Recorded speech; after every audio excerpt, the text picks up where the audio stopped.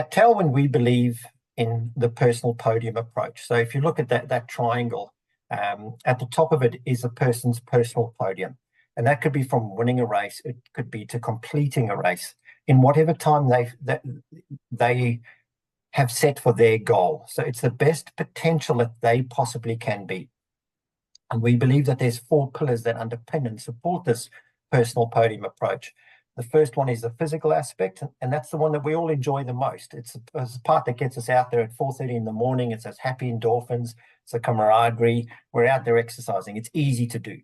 The second part is the mental approach, and a lot of people don't think of this side enough. The mental approach is that you're telling your muscle, which is your body, that everything you're doing is absolutely normal.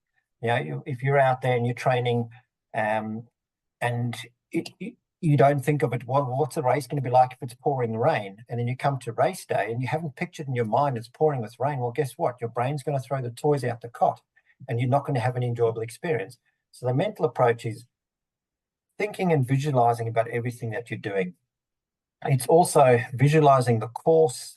You don't necessarily have to just do it while you're sitting still. While you're out there doing your long runs, that's also training your mind that what you're doing is absolutely normal. The third aspect is rest, and not enough people incorporate this into their training. More people do not finish a race because of an injury they've carried into it than an injury they sustained during the race. And this is primarily because they've overtrained. They have not incorporated rest into their program. Then the fourth aspect, which we're going to be chatting about tonight, is the nutrition side. Now, there's 2 separate sides to nutrition. There's everyday nutrition, which hopefully your club, you guys seem very organized. We would have a nutritionist involved in the club, chatting to your members and getting them involved in everyday health. What can fuel them in everyday health? The second part of it is during endurance exercise. What actually happens during endurance exercise? And that's the part that we're going to focus on tonight. So that during your event, during that race, and during your training. Everything about endurance exercise. And when I talk endurance exercise, I'm thinking and meaning anything that's going to be from an hour and a half or longer, or if it's shorter, you're doing it at a slightly higher intensity than normal walking. That is endurance exercise. And everything about endurance exercise is about efficiency and effectiveness.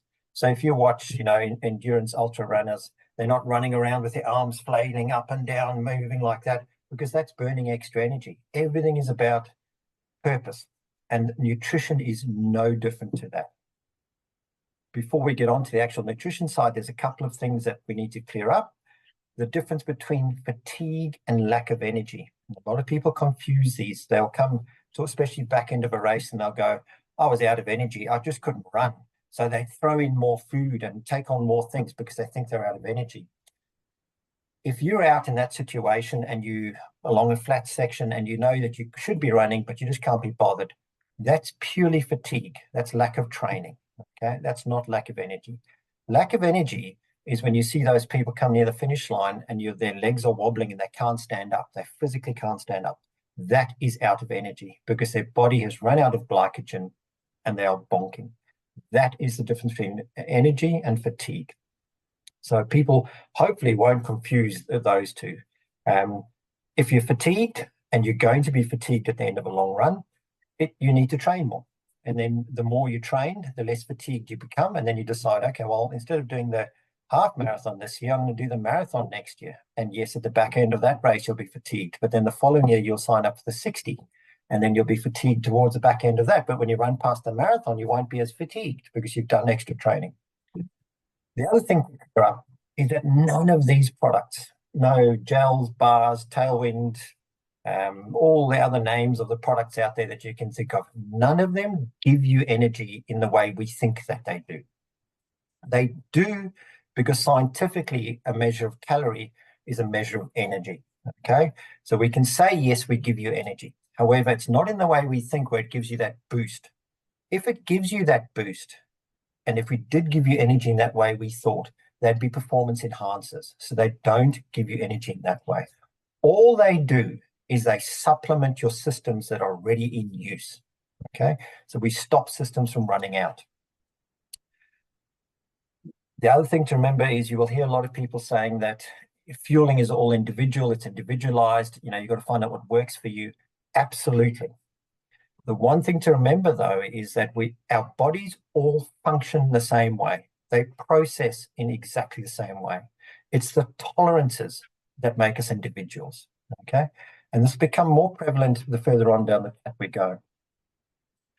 So firstly, to understand fueling and what's going to make it bigger and better for everyone so that they enjoy the event. And you guys want happy, smiley faces across your whole finish line. We need to know, why do we need to fuel? Is it just a marketing exercise that we tell people they have to fuel, or is it actually really we need to fuel our bodies? What does your body require during endurance exercise? How does your body take on fuel?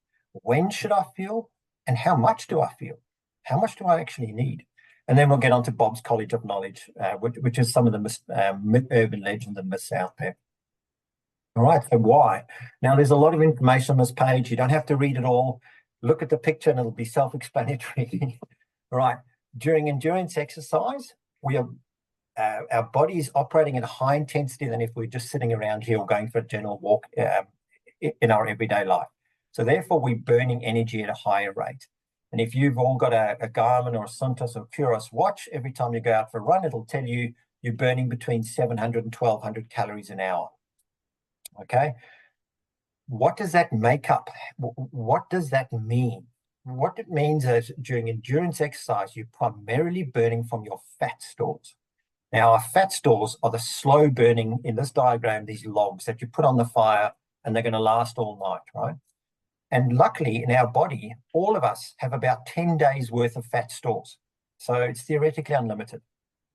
However, to burn that fat, we need kindling, okay? And our body uses glycogen, which is stored in our muscles and our kidneys, to ignite the fire that burns those big logs, burns the fat. So we're primarily burning fat stores, but the glycogen ignites the fire. Now, the higher intensity we go, so in other words, if I sprinted a 200-meter race, my heart rate would be really high elevated. And that would mean that I'm burning, therefore, more of the kindling and less of the fat stores, okay? But because we're endurance running, we're not operating at that high heart rate all the time. We're burning primarily fat stores and less of the glycogen. Now, the problem with endurance exercise, because you would say, hang on, Gav, you've got 10 days worth of fat stores here. Why do I actually need to fuel? Well, the problem is we only have an hour and a half glycogen stored in our system. And when that runs out, our fat burning stops because we don't have any more kindling to ignite that fire. So all we are doing by fueling during endurance exercise is supplementing our glycogen stores. We're doing nothing else. That's all we are doing, is purely and utterly supplementing our glycogen stores. The other thing we need to think of is during endurance exercise, we start perspiring more because the body needs to cool itself. It pushes our moisture to the extremities, and with it goes a loss of our minerals that are in our bloodstream. So therefore, during endurance exercise, we need to replenish some of these, okay, but not all in one hit. We just need to supplement them. And if you picture a glass of salt water being our electrolyte solution inside our body, right? Every time you sweat, you pour some of that salt water out.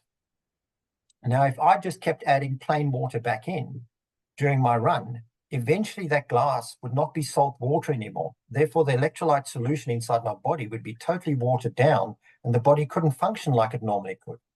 So we need to add in electrolytes, not just plain water each time, because then we are counteracting our body if we're only having plain water during endurance exercise.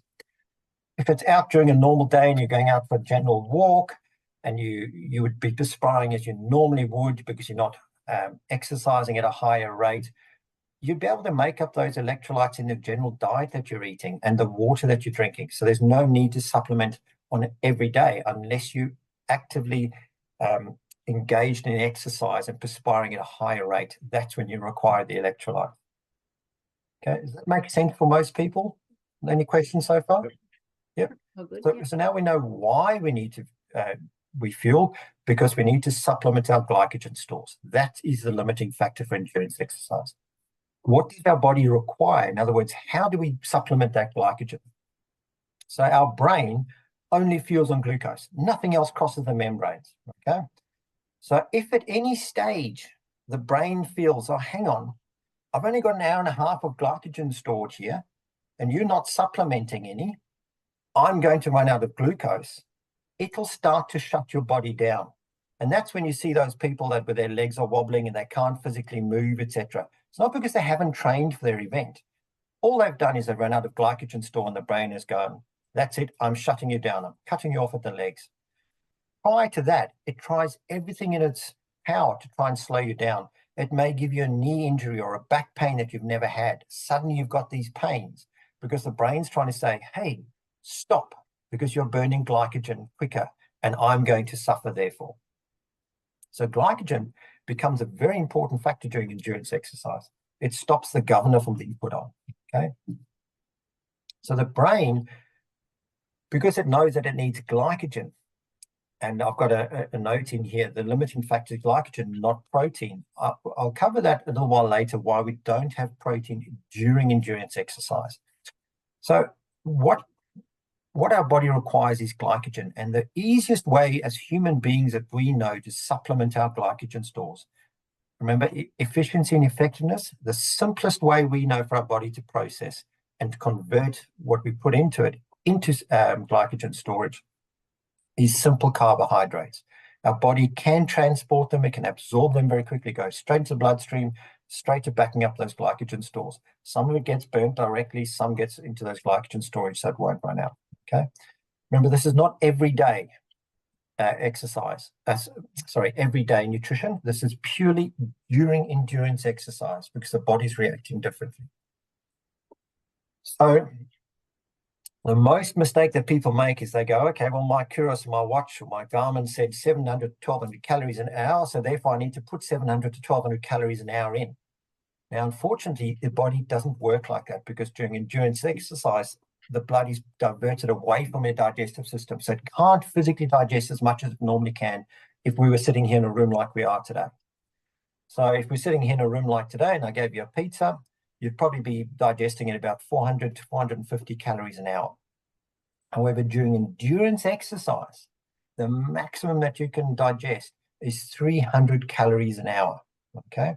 So we recommend everyone to start off between 200 to 300 calories an hour maximum. There is a caveat thrown in there. If you train your gut specifically, and you've got to be very careful in how you do it, yes, you can digest more. But the general population, no, we don't recommend it because it becomes a very slippery slope and can lead to further issues. Okay? So the biggest takeaway from tonight that you guys can take away to share with everyone else is maximum 200 to 300 calories an hour. If they stick on that, they will not run out of their glycogen stores and they will not tax their system. What happens if they take on too many? On the next slide, you'll see our stomach, and I'll start describing how the stomach works. But what happens is if they take on too many calories, think of your stomach being a funnel and the lower intestines being the spout, okay? The lower intestines where things are actually absorbed into our bloodstreams. What happens is that funnel starts to fill up with the undigested carbs and eventually overflows, and that's where people start having stomach issues, cramping, GI distress. They get wind, all those factors that come into it is because they've had too many calories, nothing else. Okay. So now we know why we need to fuel. We know what our body requires. How does our body actually take on fuel? First thing we do, put something in our mouth. What this does straight away is sends a message to the brain. I mean, this happens within a 15th of a second that we don't even register it's happening. And the brain goes, right, this is what's coming. This is how long it's going to take to digest. This is the system I need to get ready.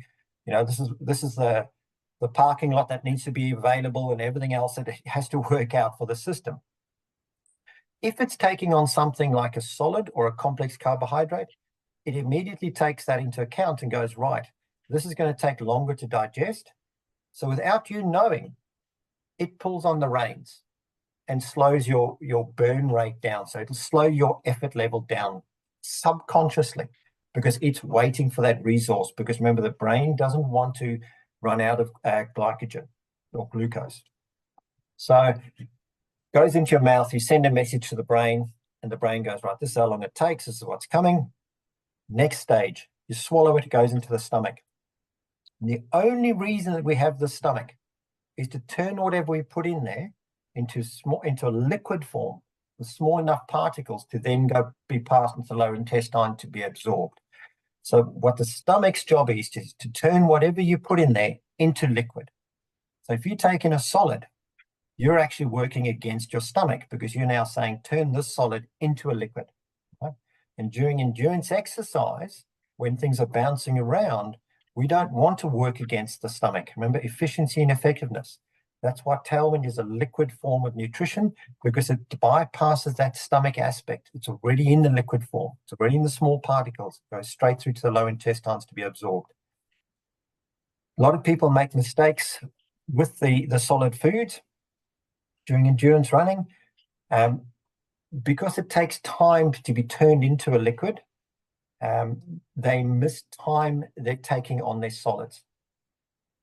For example, a gel, as far as the stomach goes, is classed as a solid.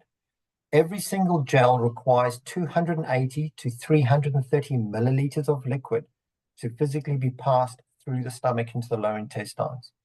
Right? You'll see a lot of road runners especially. They will say, I have a gel before I start, and then I have one every 20 minutes. But they're not having enough liquid with that. Those gels are then sitting in their stomach. If you don't take enough liquid with that gel, the brain goes, oh, hang on, Dawn, I can see the source here in your stomach, but you're not giving it to me. I need liquid. Where can I get liquid from? I'm going to take it from your bloodstream. So it makes your blood thicker so that it can take moisture to your stomach to digest the food. What does thicker blood lead to? Less nutrients getting to the muscle, quicker onset of muscle fatigue. What does that lead to? Potential cramping down the track, right? So we've got to think of our body as a domino effect. So we then go, okay, so now it goes through the stomach. We've made sure we've got enough moisture there. It goes into the lower intestines. What happens there? And this is where that picture of the funnel comes in. To me, this is the real magic in the lower intestines. So we have transport mechanisms in the stomach, in the lower intestines. Now, if I took a sip of water, the way to be pushed into the bloodstream is osmosis. So it gets pushed into the bloodstream, right? However, if I have sodium and potassium present with that liquid, it now activates sodium-potassium pumps. So it not only pushes in, but it sucks it in at the same time, right? So it's a pump activating. So now you're getting a synergistic effect where you're absorbing at a higher rate. Okay. And if you've got your glucose present, you're activating your glucose channels at the same time. So you're able to absorb that liquid at a higher rate. So you're hydrating faster. Now, our bodies, for example, with gels and a lot of bars, etc., you'll see on the ingredients list maltodextrin. Maltodextrin is a complex carbohydrate. It's a man-made long-chain carbohydrate. And our bodies do not have transport mechanisms for maltodextrins. What that means is that we can't just absorb a maltodextrin. It needs to break that maltodextrin down into simple carbohydrates to then be absorbed. And this takes, on average, about 20 minutes to start the process. What that means is your energy line from the beginning to the end of your race should be a flat line. Remember the old days when the prime ministers used to have their debates and you'd have the worm going up and down? It should be a flat worm across the screen. That should be your energy level the entire way. Yes, you're fatigued, but your energy level is staying the same. What happens to people? You quite often hear people saying, oh, but I got this boost. What happens is they're going along their energy level. For example, they may have a gel, etc. The brain pulls on the reins slightly because it knows it takes a while to digest that maltodextrin. So you have a slight energy dip. And this is subconsciously. You're not actually thinking about this. This is what your body's doing for you. So it drops your energy level down until it can get access to that source again, then takes you back up to that line. And that's the boost you feel. But you should never have fallen off that line in the first place, right? So the idea is consistent fueling the entire way, small sips the whole way, right? next side is, when should I fuel? We get asked by a lot of people, why should I fuel in every single race, every single training run? No, you don't have to fuel in every training. If you're going out for an hour and a half or longer, you need to fuel from the beginning. Why? Because of your glycogen stores. Remember, the limiting factor is purely our glycogen stores. When they run out, that's when you bonk and hit the wall. You've got no energy to keep moving. So you need to fuel from the beginning to the end if you're going out for an hour and a half or longer.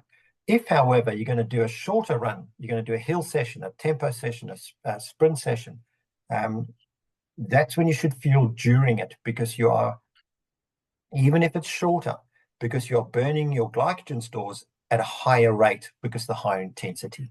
So that's when you should be fueling. Any questions on that side of the fueling at the moment? That makes sense. No? Okay. Yeah.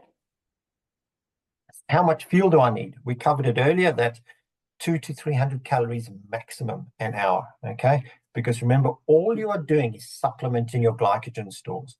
Now, it's going to be a question that a lot of people will say, but this is where the individuality comes in.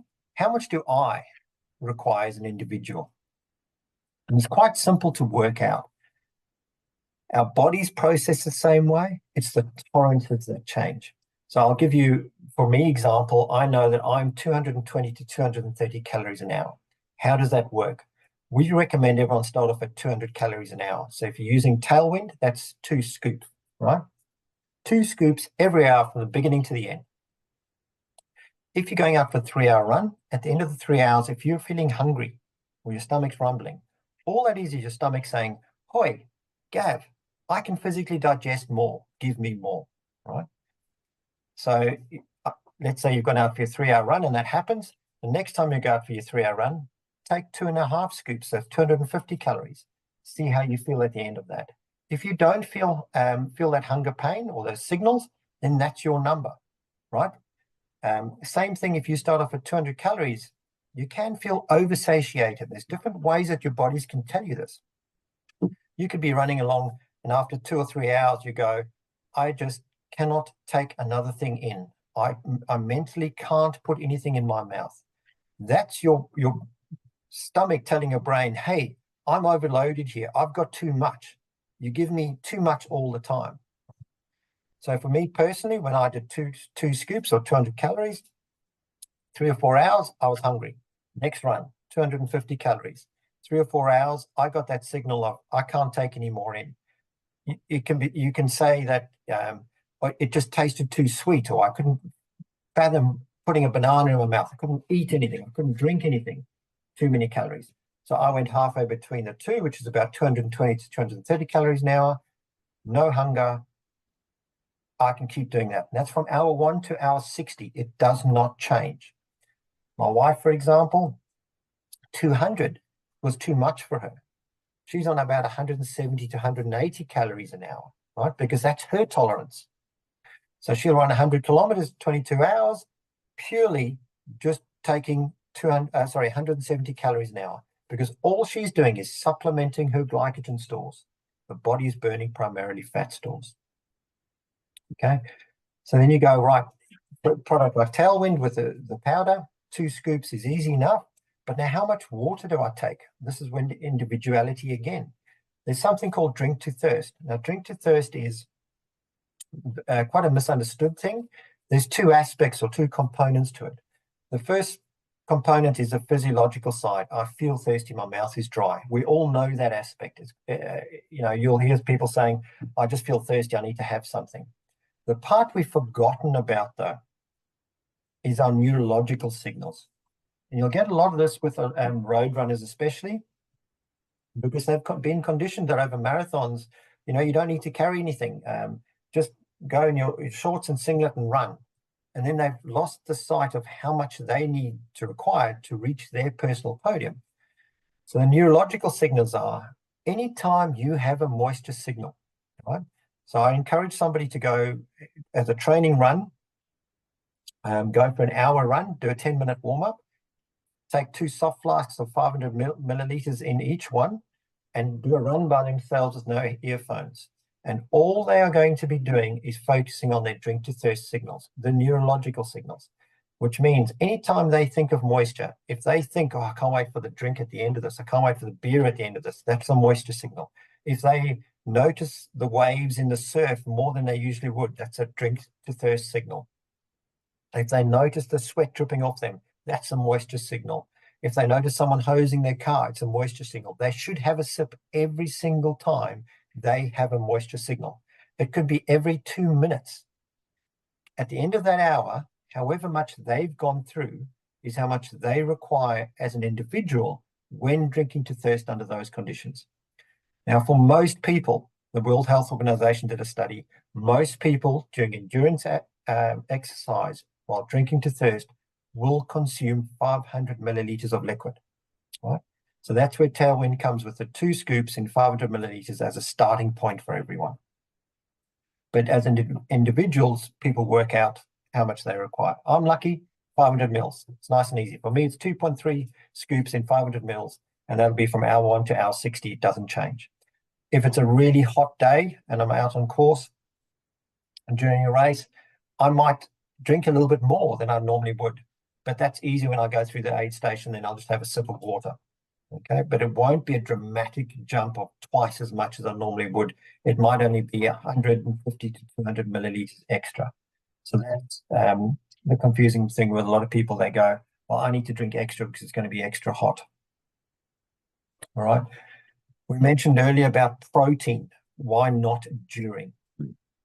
So once again, during endurance exercise, our shortfall or shortcoming is glycogen stores. Now, if you have protein during your exercise, the brain goes, hang on, protein.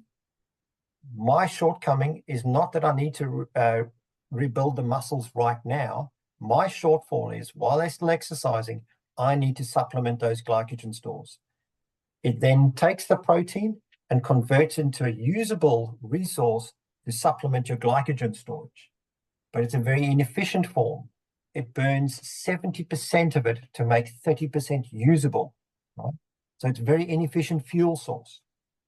However, the moment you stop exercising, and if you take protein with the carbohydrates, the brain goes, okay, carbohydrates, you go to replenishing my glycogen stores. We're not burning them as much, but they need to be replaced. Protein, you now have the green light to go and rebuild those muscles and do what you need to do down that path. So that's why we don't advocate for protein during endurance exercise, because it does not go to recovering the muscles. It goes to supplementing glycogen stores, but very inefficiently. Okay. Our body also finds it very difficult to digest protein during endurance exercise and generally, so it can lead to GI issues again, right? And there are differences in protein. Tailwind's protein is 75% complete. What does that mean? It means that it's activated faster in the system. Most whey protein products are 21% complete. Chocolate milk is 26% complete. That's just to give you an indication why we only have 11 grams in our 1 serve or 2 scoops of protein, because that's all that we require. Whereas most products will require 35 to 45 grams, which is 3 times more because theirs is not as complete. Okay. When do you take recovery, or when should people take recovery? We try and advocate for within the golden hour after exercise, right? So if you've been out for a long run or a heavy session, strength work, speed work, after those, what happens is during those exercises, endurance exercise, your body produces half the amount of insulin, but that half is twice as potent to make up for that gap. The moment you stop exercising, that half goes to normal quantity again, but all of it is twice as potent for up to an hour afterwards. So for you to take advantage of that, that's where these protein powders come into it. If you're exercising from home and you can get whole foods into you straight away, rather go for those. Most people, though, if you're exercising at a gym and you can't get whole foods into you straight away, that's where these protein powders come into it, right? Just so that you can start taking advantage of that system in your body. All right. Caffeine. Caffeine is very well used in endurance exercise, and it's got a lot of benefits for endurance athletes. And it's not just about the the wake up or the nervous system reaction that it has. The main reason that we have it in endurance exercise is it promotes the mobilization of fatty acids in the bloodstream. Simply put, that means it promotes fat burning. The more fat you're burning, the less glycogen you're burning. So therefore, your glycogen store stays for longer. Now, so that's the benefit of caffeine for endurance athletes. Now, we don't have to go caffeine. Caffeine has a half-life of 3 to 4 hours in most people's bloodstream. What does that mean? It means that if I have a cup of coffee now, which is about 70 milligrams of caffeine, for the next 3 to 4 hours, I've roughly got 35 milligrams of that caffeine in my bloodstream still doing the same thing. So I do not need to go caffeine. Every 3 to 4 hours, if I top that system up, then I'm getting the major benefits of it. Right, College of Knowledge. This is where some of those misinterpretations come from. The term Bob's College of Knowledge comes from, when you start running and you run down the street a kilometer and you walk back home, and then the next time, 3 weeks later, 4 weeks later, you run there and you run back. So you run 2 kilometers, eventually get up enough fitness and courage to join your local run club. Hopefully the Portland Running Club, everyone joins them. And then you start to run 5Ks and 10Ks. And then someone says, you know what, you should do a half marathon. And you go, but I've never run a half marathon. I don't know what to do. And they say, go and see Bob. Bob's run 150 of them. So you go and see Bob, and Bob says, yeah, now have 5 jelly beans. Just because Bob has run 150 does not make him right in what he has, okay, and his knowledge. He's experienced, yes, but does his knowledge carry across? Not necessarily. So people, we encourage them to go and do the research and find out why. And that's what talks like these are for, is to try and get that information across correctly. One of the first misinformations is that salt prevents cramps. You see a lot of people, especially in the triathlon field, they'll put a spray on their tongue. They're going, I was cramping and I put the spray on, I put a salt tablet in and the cramp went away. That salt does not make the cramp go away. It simply breaks the neurological message between the brain and the muscle. So the brain can't feel that pain. And this is not necessarily a good thing. If you're running a marathon and you're at 20 Ks and you have a cramp and you mask it, and then you still plan to run the next 22 Ks, you're probably going to tear that muscle and do long-term damage, right? So we don't advocate masking it. If you want to deal with the cramp, we don't know what causes exercise-induced cramping. We do know that it's a domino effect, though, usually brought on by muscle fatigue or overworking of that particular muscle or muscle group. In other words, you guys on your course have got a lot of soft sand, or parts of it through the soft sand. If some of your training, or some people have been training and they've only been training on the road, I guarantee you their calves are going to cramp when they hit the soft sand because they have not conditioned those muscles for what they're going to be expecting. If people do cramp, we encourage them to back off their intensity, take on their hydration, their electrolytes, and their fueling, because those are the things that lead to muscle fatigue faster. Okay, and then start off with a lower intensity once they've stretched that muscle out. That's how you prevent cramping. Okay, we have a lot of people that say, I'm a very heavy sweater. When you finish running, there's salt caked all over my clothes. Therefore, I need to throw a lot of salt into my system. That's not true. So what happens is we all have a salt content or sodium content in our bloodstream that is as unique to us as our own fingerprint. Some have a very high sodium content, some have a very low sodium content. Most people, if they're heavy sweaters and there's lots of salt left, it just means that they've got a high sodium content in their bloodstream, right? If we're operating in a pure vacuum and we're running naked and your body pushed that sodium to the extremity, it did not require that sodium. If it did require some to put yourself back into balance, it would absorb some back through your skin, right? But it would not absorb it all at once, only small portions as it needed it, right?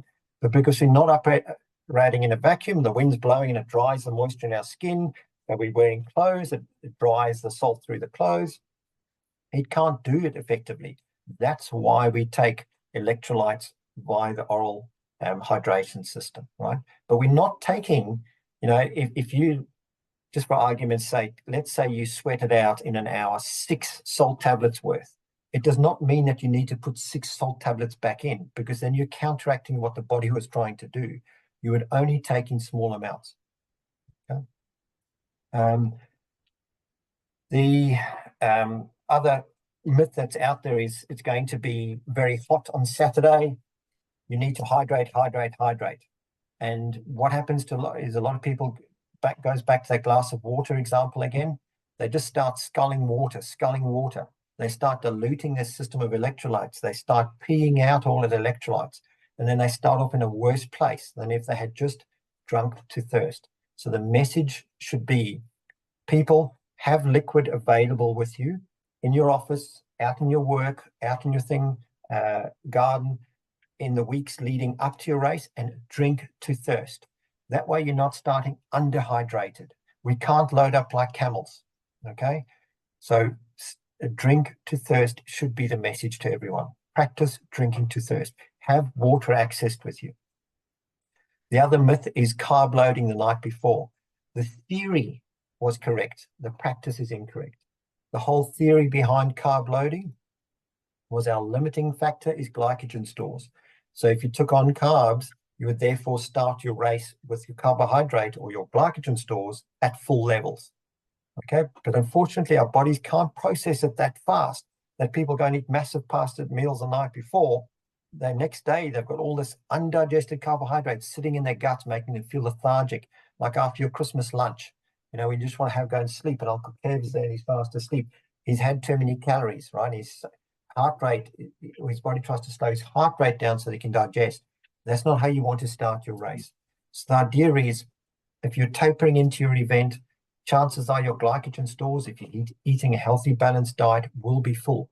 You can always add an extra 20% carbohydrates to your general meal if you want. Have some extra cauliflower and broccoli.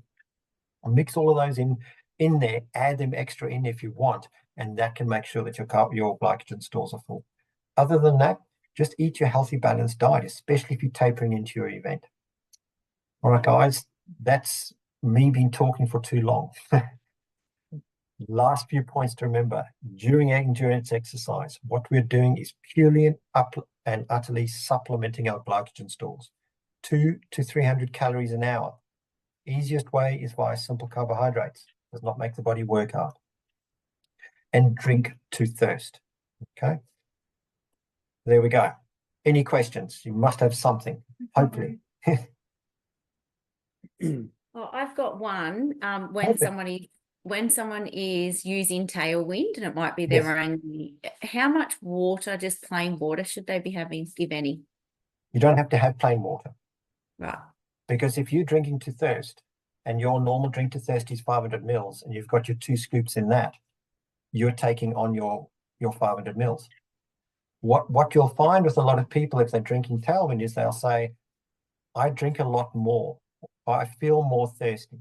And it's because the sodium and potassium in there, as well as the glucose, we're utilizing all of those available channels to absorb at a higher rate.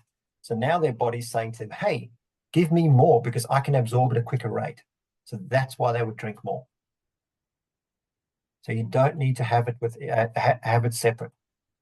Because remember your glass of salt water, if I'm just pouring plain water in there, I'm diluting the system.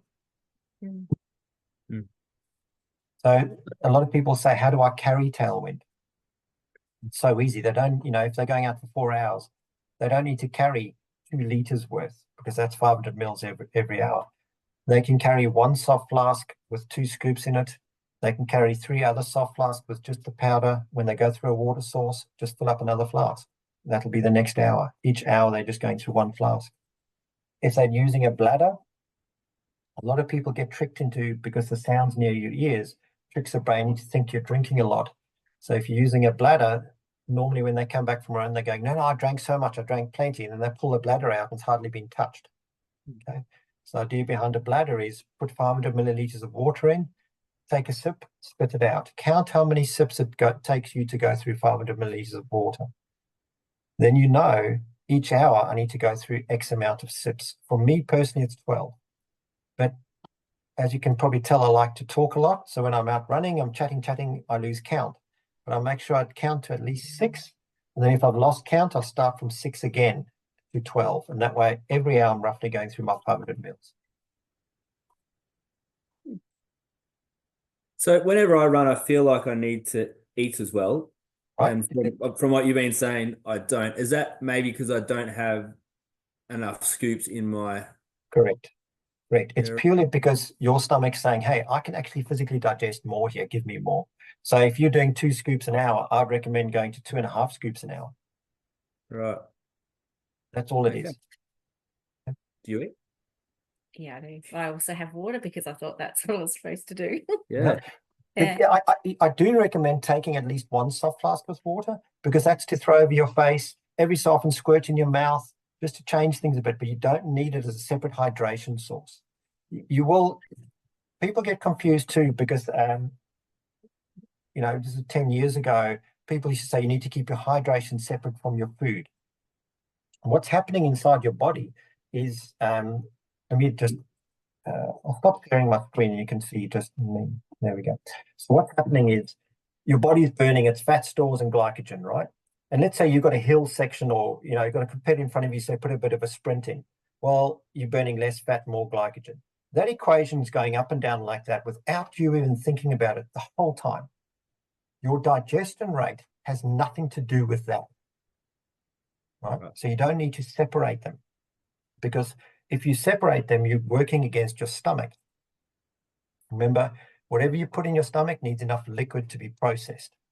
And if people say, well, separate your hydration and your food, well, then you're counteracting what your stomach's trying to do. You're putting food into your stomach and you're saying, I'll only give you liquid later.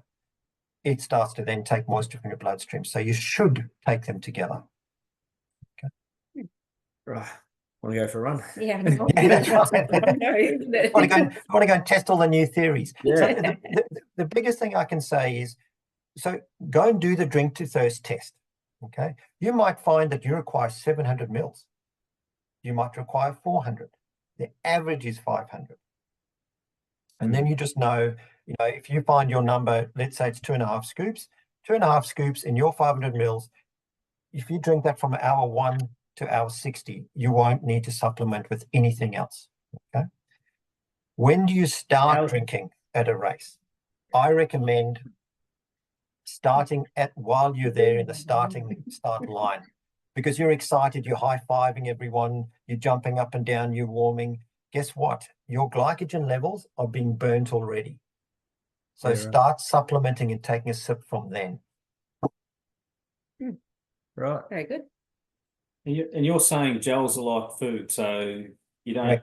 if you're supplementing with just the, say, Tailwind, Yeah. you don't need the gels because that's giving you everything you require.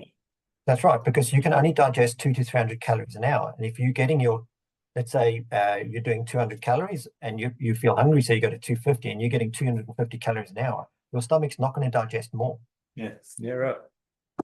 Can you get caffeinated Tailwind? Yes, you can. Yeah. Right. And that's why, so caffeine, because it promotes the mobilization of fatty acids, the other side, the neurological nervous system twitch that it gives you, in the morning when you become happy when you have your coffee, or at least to everyone else you become happy.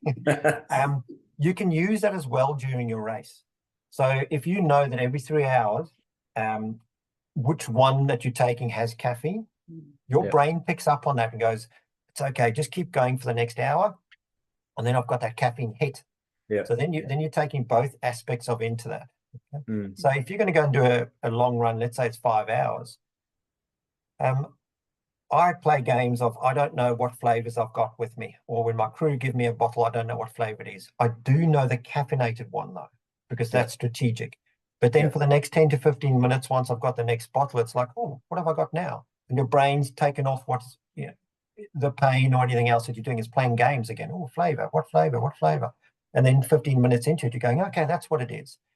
So that's how because everything we do is controlled by the brain. It's not just, everyone calls us mental for doing what we do, but it's because it is a mentally powerful sport.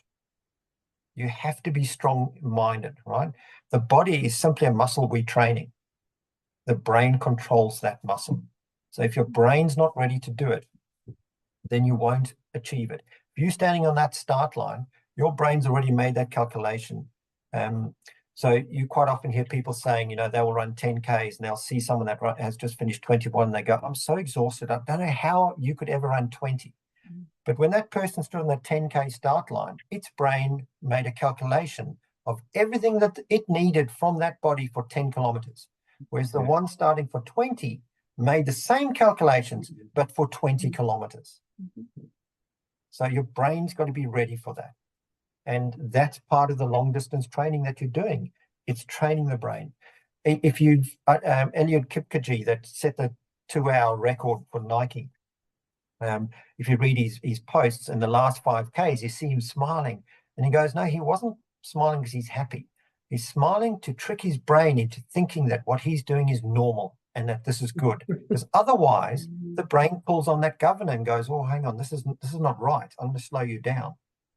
So you want to be happy and fun and run happy. When you are, suddenly you'll cross the finish line and go, oh my gosh, I'm there. Whereas if you're in that suffering mentality and you're going, and it's usually because you're not supplementing enough glucose. The brain will put you into that foggy mind and that negative mindset. It snowballs and gets worse and worse. Makes sense. Yeah, that's good. So hopefully we've solved a lot of your questions. Yeah. Very good. Thank And- you. And guys, please feel free to share with everyone else. Like, you know, the more people that understand, they don't just have to use Tailwind. They can use other products, but they've got to learn how to use them effectively for their system. Like, Yeah. we know Tailwind is simple and it works because it utilizes everything that the body requires. If you Google every single ingredient in Tailwind and say benefits for endurance sport, it'll give you a list an arm long of why. And, you know, it's why sodium, why calcium, why potassium, all of those things. It has the benefits for it. But it doesn't mean that that's all that people have to use. They can use other things, but they need to research why and how to utilize it. For too long, people have been just going, so-and-so said, take this every 20 minutes, I take it. I don't know why. Once we educate them, then they start reaching their personal podium. And that's what we want. We want the elusive, happy smile as you go across the finish line, you know, not looking like, oh. So that's what we're after. Excellent. Yeah. Yep. Right. Thanks a lot Very for that. good. Thank Absolute you. pleasure, guys. No problem at Wonderful. all.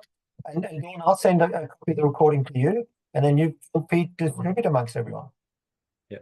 Yep. Excellent. Have a wonderful time, guys. Thanks so much for letting me talk to you. Thank you so much. Thanks a That was lot. And excellent. also, yeah, Thank you. sorry. Also, please feel free. If there is anyone, you guys included, that want to reach out and say, "Hey, I'm thinking about feeling like this or doing this," we're more than happy to have a one-on-one phone conversation and chat to people. Our whole goal is to spread education. So, you know, just let them know if they want to have a chat, even if it's something else, we can help them with it. Yeah. Thank you. No, I've learned a lot just from this video. So thank you. Absolute pleasure, guys. No Excellent. trouble. All right. All Thanks, right. guys. Thank See ya. you. Bye. Bye. Yeah. Thank Bye. you. Right.